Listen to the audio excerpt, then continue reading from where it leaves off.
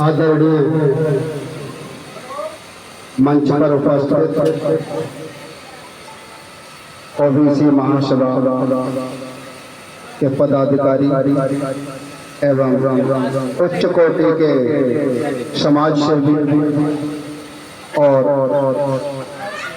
दूर दराज से आए हुए मेरे सभी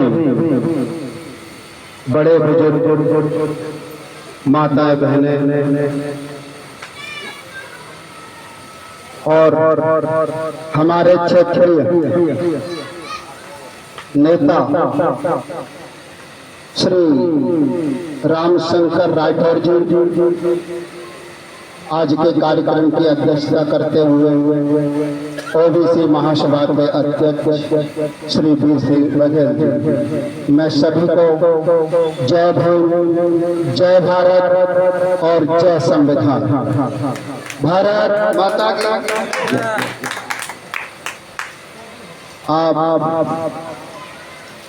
सभी ने बड़े बड़े कुशल वक्ताओं को सुना और आज इस कार्यक्रम ओबीसी महासभा के कार्यक्रम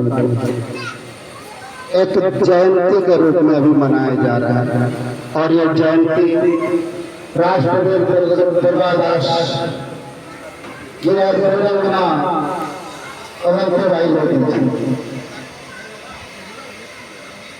और हमारे संविधान निर्माता श्री बाबा भीमराव अम्बेडकर, इन सबको अपना प्रेरणा स्रोत मानते हुए, अपना आदर्श मानते हुए मैं आज आपसे एक बात पूछना चाहता हूं, क्या आप इन्हें जानते हो? अगर आप इन्हें जानते हो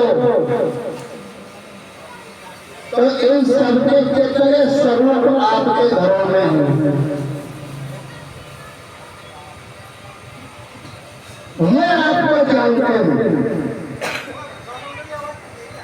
और आप इन्हें नहीं जानते और आप जिसे जानते हो वो आपको बिल्कुल नहीं जानते।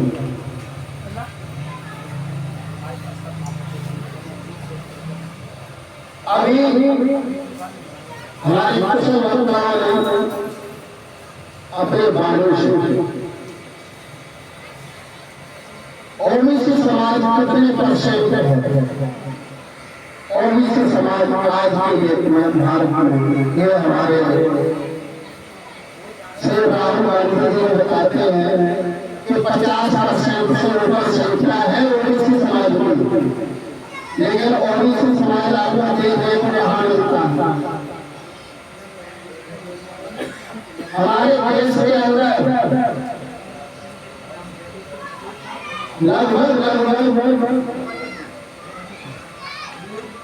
30 स्टेट हैं और कम से कम 800 जिले हैं।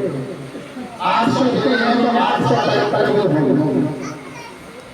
क्या 400 कलेक्टर ओबीसी समाज में हैं? नहीं। ओबीसी समाज की नींव कहाँ मिलेगी आपको?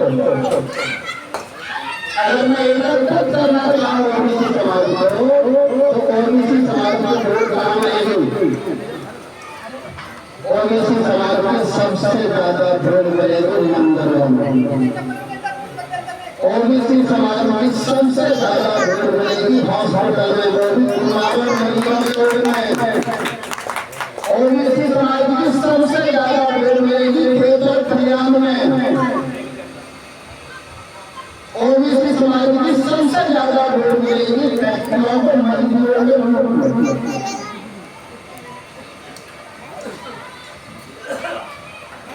क्या ओबीसी समाज नहीं बन सकता? नहीं बन सकता? ओबीसी समाज सबसे भारी संख्या में होते हुए अपना हक नहीं ले पा रहा है। बाबा भीमराव अम्बेडकर ने हमको कितना लाभ दिया है।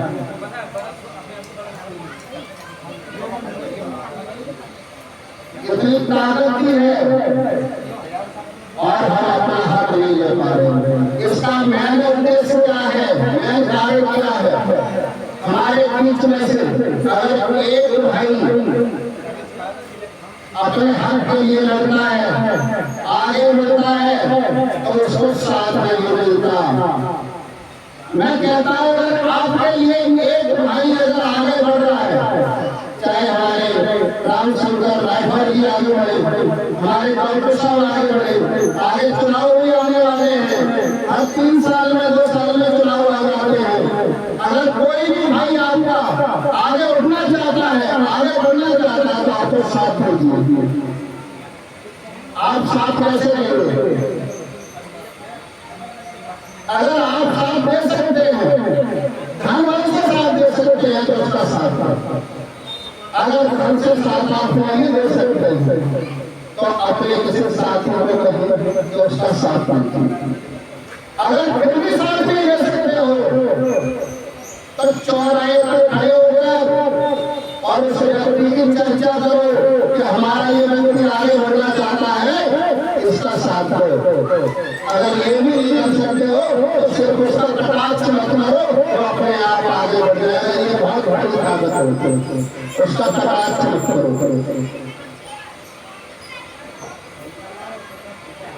आप हम सभी गाँव से निकले, आज हम सब लोग जब से जयंतियां मनाने लगे हैं, ज्यादातर जयंतियां लगभग 5 सालों से मना रहे हैं, 4-5 सालों से, और 4-5 सालों से पहले भी राजनेता बहुत थे। देश आजाद हुआ जब से निकल थे, लेकिन हमारे अंदर एक हमें प्रेरणा इनसे मिली है अपने महापुरुषों से कि हमें भी राजनीति में प्रवेश करना चाहिए। क्योंकि जब हमने देखा कि समाज डेवलप नहीं हो रहा है तो कभी मिली कि बच्चों को शिक्षा में लाना। जब हम बच्चों को शिक्षा में लेंगे तो आज उनकी दुनिया खराब हो रही है, उनके नौकरियां नहीं मिलेंगी। फिर हमें पता लगा कि राजनीति में प्रवेश करना चाहिए। राजनीति में प्रवेश करने के लिए धन चाहिए, और ओबीसी समाज में इतनी अच्छी संख्या में होते हुए हमारा धन कहा जा रहा है। धन हमारे पास क्यों नहीं है?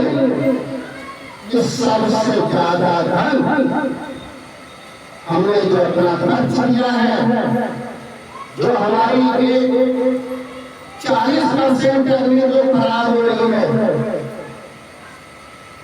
वो हमारी अग्नि, वो आपने एक बात सुनी होगी, एक चुटकुला भी है कि एक बच्चा बोलता है माँ गंगा को कि माते आपके आगे नहाने आते हैं, स्नान करने आते हैं, जो आपके आप छोड़ के जाते हैं, इनका आप क्या करते हो?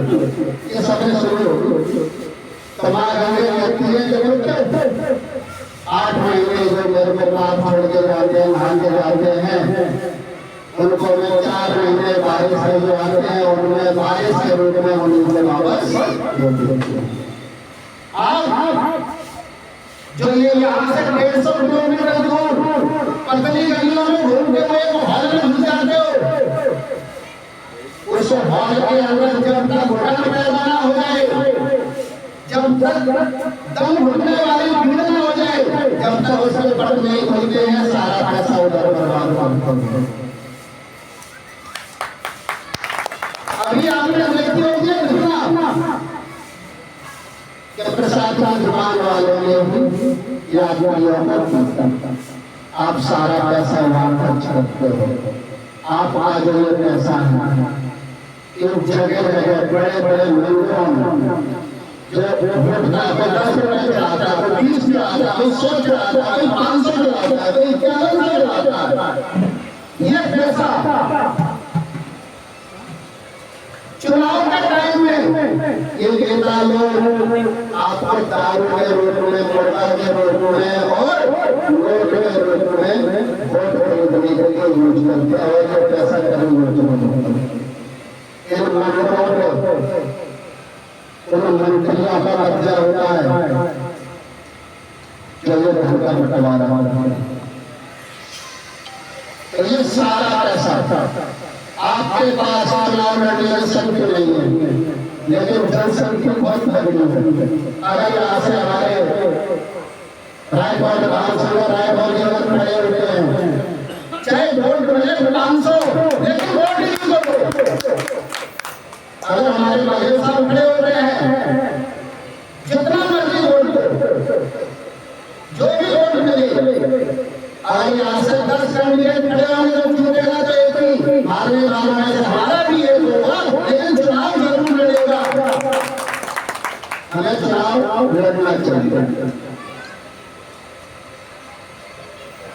और ये भेदभाव की राजनीति न गीता बुरी है, न कुरान बुरा है, न हिंदू बुरा है, न मुसलमान बुरा है।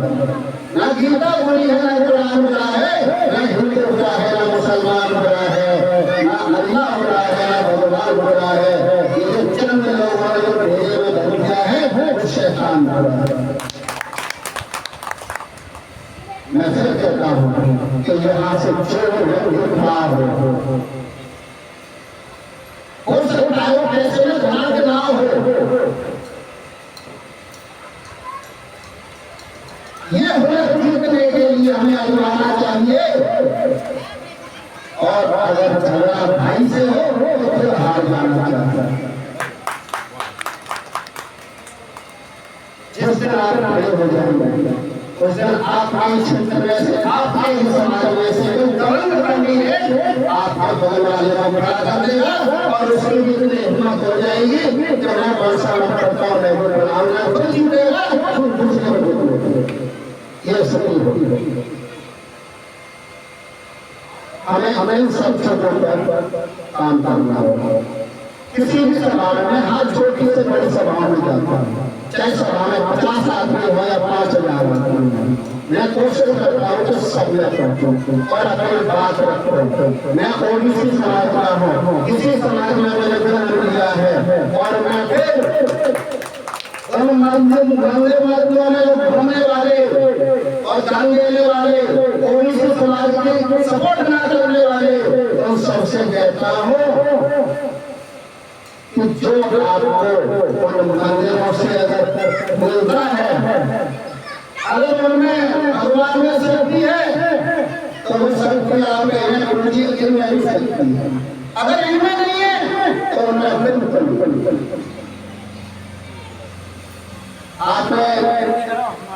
देखा होगा कि आजकल जो लाल घोड़े को पूजा है, लाल घोड़े बाबा, लाल घोड़े वाले को, नीले घोड़े वाले को पूज रहा है। ये घोड़ा कौन था? वो बाबा कौन थे? जब आप बहुत छोटे थे तो आपके दादा को घोड़ा बन जाएगा, तो नीले कपड़े पहनेंगे, तो वही घोड़ा है। इन लोगों ने पकड़ा दिया उनको, सच बात नहीं। ये जितने लोग घूम रहे हैं ना आज की जनरेशन, सुबह सूरज उगने का इंतजार नहीं करती, रात को सूरज डूबने का इंतजार करती है। रात को सूरज डूबे और हम अंधेरा में रात में 2 बजे दर्शन करेंगे।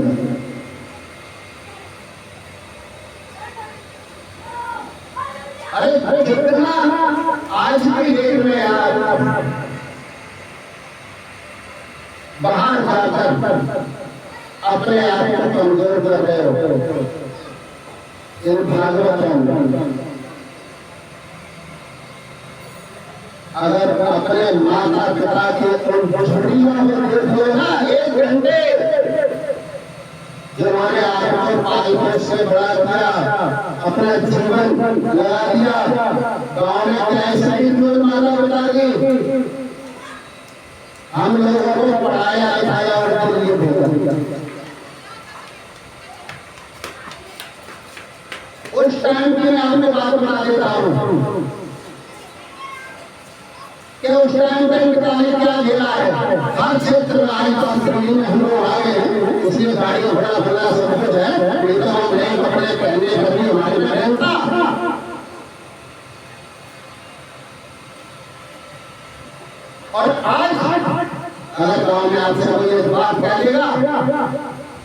आपको बर्दाश्त नहीं होगी। उस टाइम के जमाने में क्या था,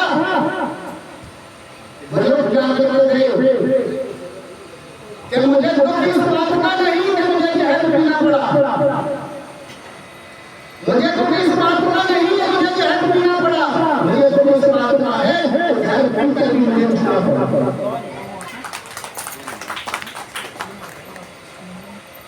उनके पास कोई चारा नहीं था, माता पिता के पास, एक सीधे पिता के पास एक ही चारा था कि किसी भी तरह मेरा ये पुत्र पढ़ जाए और किसी के साथ, किसी भाई के साथ दिल्ली चला जाए, बॉम्बे चला जाए, कहीं चला जाए, उसकी तरक्की हो जाएगी। यही सोच के वो शहर को पीता रहा। मैं अपने ऊपर बीते हुए जो मैं इतनी बात कहता हूँ, ये दिल से कहता हूँ, अंदर से मैं अपने ऊपर बीते हुए आपको एक मिनट का वक्तव्य बताता हूँ। आगरा जिले से आता हूँ, चंद्रप्रकाश मेरा नाम है, और मैं अपने मामा के आ गया ननिहाल में। जब ऐसी शताब्दी पानी की एक रस्सी को लेकर और लंबा चले जाते थे, जैसे आगे रस्सी पानी में चलता था, तो मैं जब लगभग 7 से 8 साल का तीसरी चौथी क्लास में पढ़ता था, तीसरी में जो रस्सी थी उसको मैं सलाम करता, जो मेरे से चूर हो गया, मेरे मामा जी को बुलाया गया, उनसे माफी मंगाई गई, तब मुझे वहां से छोड़ा गया। मैं ऐसे छोटे से ये पूरा है। तो मैं फिर आपको कहना चाहता हूँ कि आज आपको भड़का दिया है, पहले आपको लोग बता रहे थे, अब आपको वोट मिलने के लिए अपने सीने से लगा लिया है, अपने मतलब के लिए मामला दिया है। और मैंने आज कांग्रेस पार्टी का दामन थामा है, अगर हाथ बढ़ा है, सहारा लिया है, कांग्रेस पार्टी ने मुझे गाँव का दिल्ली देश में 2025 का बना और राहुल गांधी ओबीसी में नहीं, लेकिन ओबीसी की बात उठाते हैं। हमारे दिल्ली प्रदेश अध्यक्ष हैं श्री देवेंद्र यादव जी, और आने वाले चुनाव में पूरी दिल्ली के लिए चाहे मुझे जंतर मंतर में धरना करना पड़े, प्रदर्शन करना पड़े, मैं ये आवाज उठाऊंगा कि देवेंद्र जी, राहुल गांधी जी, आप सभाएं उठाकर करोगे, पेटीएम में ओबीसी करते हो, लेकिन 50% खेल खेलने तो नहीं बांटते हैं। मंच पर बोलना और फिर शो करना दोनों अलग अलग बातें हैं।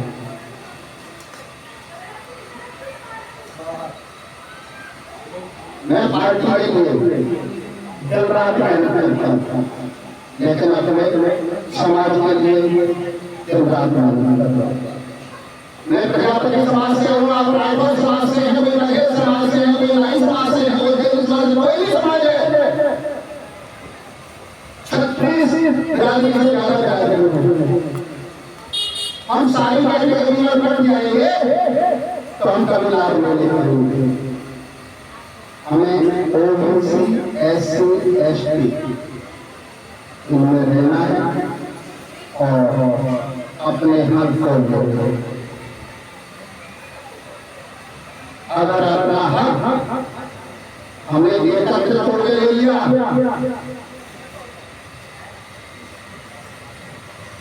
तो आने वाले 10 सालों के अंदर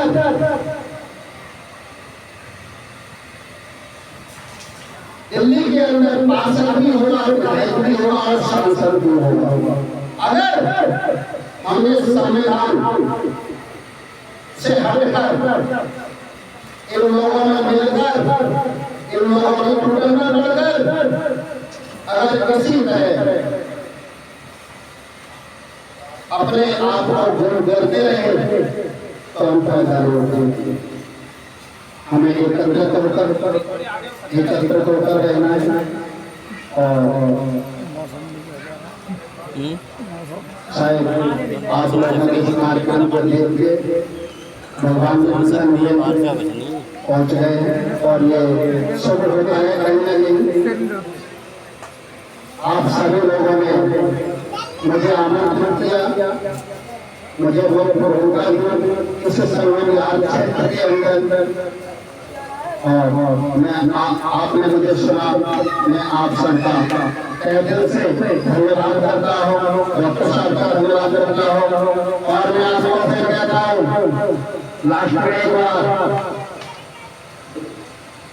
कि आपका कोई भी कार्य अगर नहीं हो रहा हो, हेलो आपका कोई भी कार्य अगर सरकारी विभाग में नहीं हो रहा है तो आप इस तकनीक को लेकर 20 लोगों के गले में और अगर चले जाओगे तो आपका काम होने लग जाएगा। अगर 20 लोगों के गले में टांगने से भी अगर ये काम ना हो तो चंद्रप्रकाश को बोल देना, बघेल साहब को बोल देना, राठौर जी को बोल देना, 20 आपके होंगे और 500 मेरे होंगे तो काम होते रहेगा। आपके लिए मैं सदैव तत्पर खड़ा हूँ और सदैव अच्छे कार्यों में सदैव खड़ा। धन्यवाद।